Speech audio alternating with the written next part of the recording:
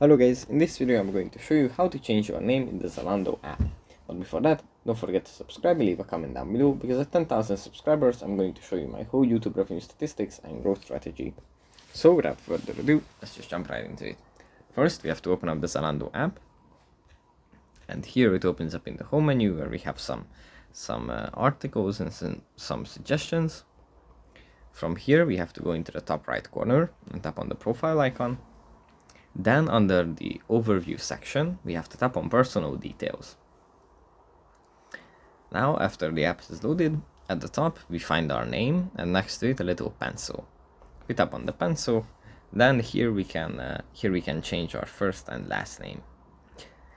So after we are done with that, we can just type in the new name. We can just tap on save in the top right corner. The app is going to update it, and that's pretty much it.